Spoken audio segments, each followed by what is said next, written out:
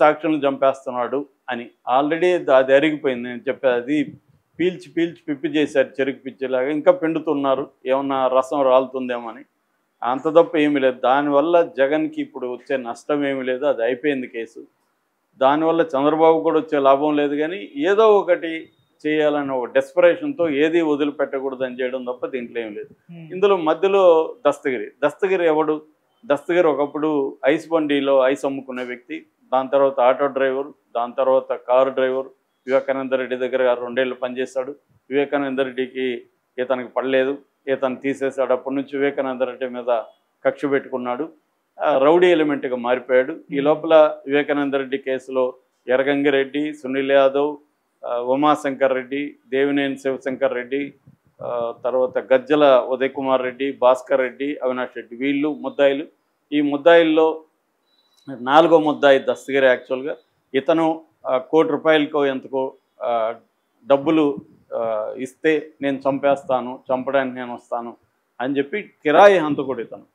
డబ్బులు తీసుకొని ఆల్రెడీ 75 లక్షలు ఎంతో 5 కోట్లు 75 లక్షలు ముందు తీసుకున్నాడు. 5 కోట్ల ఒప్పందం అని అతను చెప్తున్నదే. సో 5 కోట్ల డబ్బుల కోసం తన పనిచేసిన తన ఓనర్ని చంపడానికి సిద్ధమైన ఒక కిరాయి హంతకుడు ఈ దస్తగిరి. అటువంటి వ్యక్తి అప్రూవర్గా మారిపోయాడు. అప్రూవర్ మారితే సాక్షిగా పరిగణించమని సిబిఐ కోర్టులో వేసింది. సాక్షిగా పరిగణిస్తామని సిబిఐ కోర్టు చెప్పింది. దాన్ని వ్యతిరేకిస్తూ హైకోర్టుకి వెళ్ళారు. ఇతను ఒక దారుణంగా డబ్బులు తీసుకొని హత్య చేస్తే ఇతను ఇప్పుడు ఎట్లా సాక్షిగా మారిపోతాడు అని కోర్టు ఇప్పుడు తేల్చాలి. కోర్టు ఇంకా తేల్చలేదు కాబట్టి ఇతను సాక్ష్య నిందితుడా అనేది ఇంకా తేలలేదు. అట్లా ఊగిసలాడుతున్నాడు.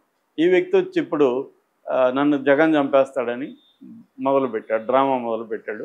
అప్పుడప్పుడు ఇతను ఇదే డ్రామా మీరు కానీ చూస్తా అనేక సార్లు ఇదే డ్రామా చేస్తుంటాడు. ఎస్పీ దగ్గరికి వెళ్తాడు, నన్ను జగన్ చంపేస్తే నా ప్రాణాలకు భయం ఉందని అప్పుడప్పుడు పెడుతుంటాడు. ఇతనికి అసలు సెక్యూరిటీ ఎందుకు ఇవ్వాలంటే ఇతను పంచాయతీలు చేస్తాడు. సెక్యూరిటీని తీసుకుపోయి వీళ్ళ గన్మెన్ ఉంటారు కాబట్టి వీళ్ళని తీసుకుపోయి బెదిరించడం. ఒకప్పుడు ఇతనికి 6-7 మంది గన్మెన్లు ఉండేవాడు. వాళ్ళని తీసుకుపోయి బెదిరించడం, పంచాయతీలు చేస్తుంటే తగ్గించారు. దాంతో ఇప్పుడు 9 నెలలు అయింది కదా, మరి చంద్రబాబు ఎందుకు పెంచట్లేదు?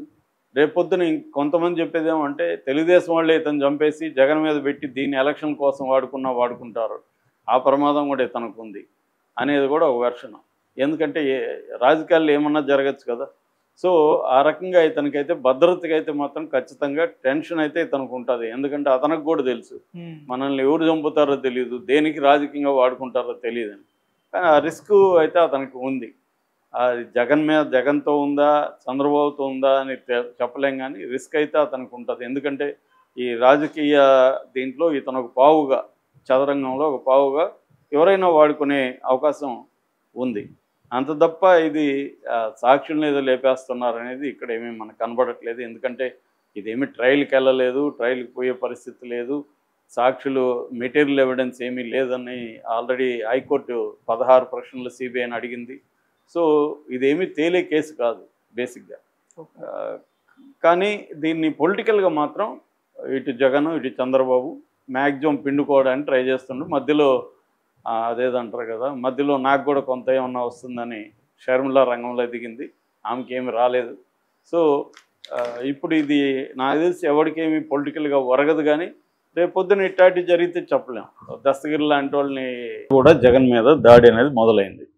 అంటే జగన్ స్ట్రాటజీ మార్చుకున్నట్టుగా ఇక్కడ మనకు కనబడుతుంది. జగన్ ప్లాన్ ఏంటంటే ఈ కూటమిని విచ్ఛిన్నం చేయాలని మనం అనుకోవద్దు, కూటమి ఉండాలి, కూటమిని మనం ఓడించాలి అనేది జగన్ ప్లాన్గా కనబడుతుంది. ఎందుకంటే గతంలో చూస్తే ఎన్నికల ముందు పవన్ కళ్యాణ్కి చంద్రబాబు మధ్య గొడవ పెట్టి పవన్ కళ్యాణ్ని చంద్రబాబు నుంచి దూరం చేయాలి, ఈ ముగ్గురు కలిస్తే తనకి ఇబ్బంది అనేది జగన్కి ఉంది. అందుకని పవన్ కళ్యాణ్ని తీవ్ర స్థాయిలో వ్యక్తిగతంగా కూడా జగన్ స్వయంగా వ్యక్తిగతంగా కూడా అటాక్ చేశారు. అయితే ఇప్పుడు ఎన్నికల తర్వాత మారిన పరిస్థితుల్లో కూటమి ఉండాలి, పవన్ కళ్యాణ్ కూడా మనం అటాక్ చేయాలి, సో కూటమిలో పవన్ కళ్యాణ్ దూరం పెట్టాల్సిన అవసరం లేదు అన్న ఒక స్ట్రాటజీ వచ్చినట్టు కనబడుతుంది. మొన్నటి నుంచి అది చేంజ్ వచ్చింది. ఈ నేపథ్యంలో ఏమైందంటే తెలుగుదేశం వాళ్ళు, జనసేన వాళ్ళు పవన్ కళ్యాణ్ అంటే జగన్కి వణుకు అన్నట్టుగా ప్రచారం చేస్తున్నారు. అందుకే భయపడి పవన్ కళ్యాణ్కి జగన్ చేస్తున్నాడు.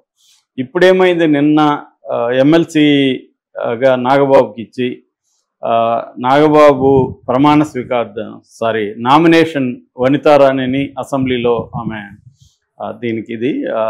ఆమె దగ్గరికి వెళ్ళి నామినేషన్ వేస్తున్నప్పుడు లోకేష్ వెళ్ళాడు, తర్వాత పల్లం శ్రీనివాసులు తెలుగుదేశం అధ్యక్షుడు, తెలుగుదేశం నుంచి వీళ్ళిద్దరు వెళ్ళారు, జనసేన నుంచి ముగ్గురు నాదెండ్ల మనోహర్ వెళ్ళాడు, కొనతల రామకృష్ణ వెళ్ళాడు, బొలిశెట్టి శ్రీనివాస్ వెళ్ళారు, బీజేపీ నుంచి విష్ణుకుమార్ రాజు వెళ్ళారు. సో ఎంతమంది రంగంలో దిగాల్సినంత స్థాయి ఉందా నాగబాబు కంటే? అంటే ముఖ్యంగా లోకేష్ వెళ్ళాలా. ఒక రకంగా లోకేష్ డిఫాక్టో ముఖ్యమంత్రి ఇవాళ. అలాంటి లోకేష్ నాగబాబు ఎమ్మెల్సీగా ఎమ్మెల్యే కోటాలో ఎమ్మెల్సీగా నామినేషన్ వేస్తుంటే ఇతను వెళ్ళాలా అంటే పవన్ కళ్యాణ్ అంటే చంద్రబాబుకు వణుకు అని ఇప్పుడు వైసీపీ శ్రేణులు ప్రచారం చేస్తున్నాయి. మామూలుగా అయితే ఖచ్చితంగా పవన్ కళ్యాణ్కి ఇంపార్టెన్స్ అనేది చంద్రబాబు ఆప్టిక్స్ అంటారు రాజకీయాల్లో. ఆప్టిక్స్ అంటే ఒక సింబాలిక్ జెస్చర్, బయటికి కనబడేది. నిజంగా ఇవ్వాల్సిన చోట చంద్రబాబు ఇవ్వడం. అధికారం అంతా కూడా ఇప్పుడు కేంద్రీకృతమైనది లోకేష్ దగ్గరే. డెసిషన్ మేకర్ ఎవరనేది ఎప్పుడైనా అధికారం అంటే అర్థం డెసిషన్ మేకింగ్ ఎవరి చేతిలో ఉంటే వాళ్ళ దగ్గర అధికారం ఉన్నట్టు. అలాగే లోకేష్ డెసిషన్ మేకర్ అనేక విషయాల్లో, పవన్ కళ్యాణ్ కాదు. కానీ పవన్ కళ్యాణ్కి ఇంపార్టెన్స్ ఇస్తున్నట్టుగా కొన్ని విషయాల్లో చంద్రబాబు ప్రవర్తిస్తుంటాడు. అందుకనే ప్రతి గవర్నమెంట్ ఆఫీస్లో తన ఫోటోతో పాటు పవన్ కళ్యాణ్ పెట్టాలనేది ఒకటి. రెండోది డిప్యూటీ సీఎంగా పవన్ కళ్యాణ్ ఒకరిని పెట్టడం, లోకేష్ని పెట్టాలని డిమాండ్స్ బహిరంగంగా వచ్చినా కూడా వాటిని తొక్కేయడం.